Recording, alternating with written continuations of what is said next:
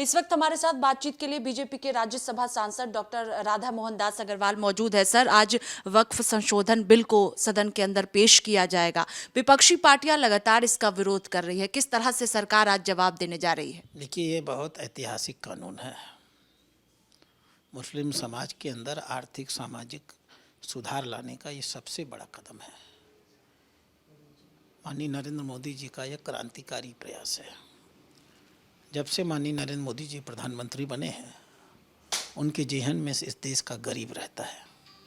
उनकी सारी नीतियां गरीबों के जीवन को बेहतर करने के लिए होती हैं। न जाने कितनी नीतियां और न जाने कितनी योजनाएं बना करके उन्होंने गरीबों के जीवन को बेहतर किया है। और आज वो पहली बार बहुत मजबूती के साथ एक आम गरीब मुसलमान, एक अशिक्षित मुसलमान, कमज़ोर मुसलमान, निसहाय महिला, अनाथ बच्चों की आवाज़ बन कर के उभर रहे हैं।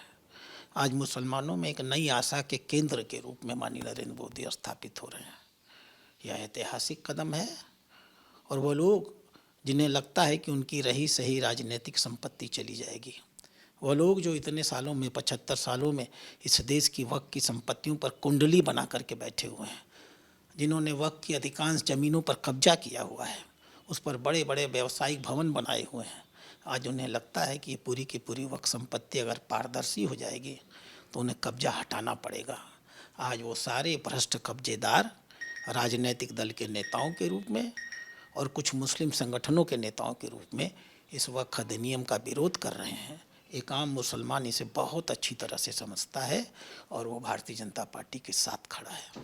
Sir, all India Muslim personal law board की बात करें या विपक्षी पार्टियों की बात करें तो कहा जा रहा है कि सरकार जो है वो ज़मीन जो है वो छीनना चाहती है और मुसलमानों के हक को छीनना चाहती है। All India Muslim personal law board लगातार इसका पुरजोर तरीके से विरोध कर रहा है। ईद के दिन भी आपने देखा कि काली पट्टी बांध कर नमाज पढ़ने के लिए पहुँचे हुए थे। ये मेरे पास कागज़ है।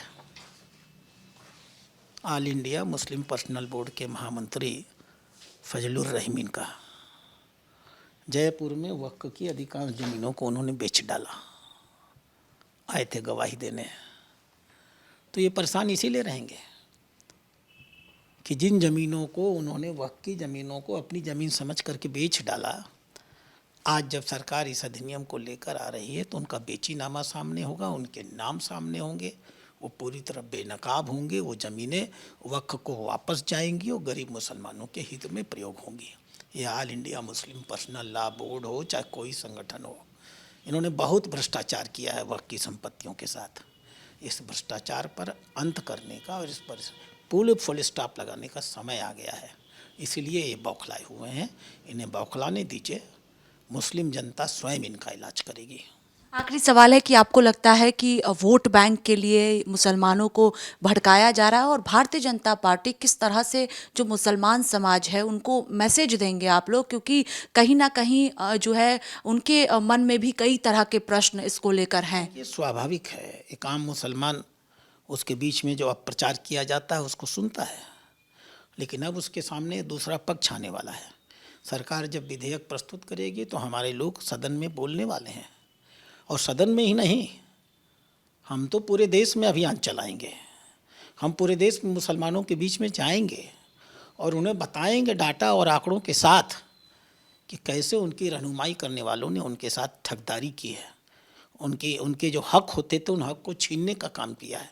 हम ऐसे मुस्लिम नेताओं को बेनकाब करेंगे और एक समय आएगा जब सामान्य मुसलमान इन्हीं मुस्लिम नेताओं को दौड़ा दौड़ा करके अपने क्षेत्र से निकाल के बाहर करेगा और मुसलमानों के विकास की एक नई धारा और नया इतिहास रचा जाएगा।